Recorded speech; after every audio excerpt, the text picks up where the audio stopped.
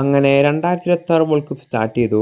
ഇപ്രാവശ്യത്തെ വേൾഡ് കപ്പിൻ്റെ ഒരു പ്രത്യേകത എന്ന് വെച്ചാൽ 48 രാജ്യങ്ങളാണ് ഇപ്രാവശ്യത്തെ വേൾഡ് കപ്പ് കളിക്കുന്നത്.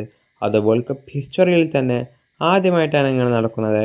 ഷക്കീരയാണ് ഇപ്രാവശ്യത്തെ വേൾഡ് കപ്പിൻ്റെ ഓപ്പണിംഗ് സെറമണി നയിച്ചത്.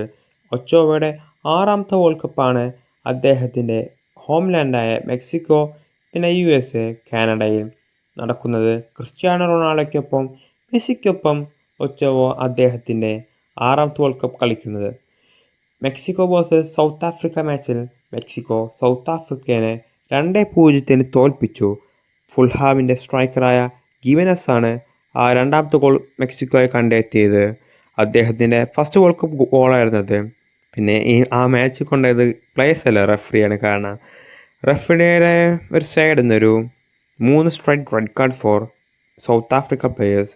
2-1 സൗത്ത് കൊറിയ അവരുടെ ചെക്കിക്കെതിരെ ജയിച്ചു. ആ വിജയത്തിലൂടെ സൗത്ത് കൊറിയ ഗ്രൂപ്പ് എയിലെ 2ാം സ്ഥാനക്കാരായി. 1ാം സ്ഥാനക്കാർ മെക്സിക്കോയാണ്.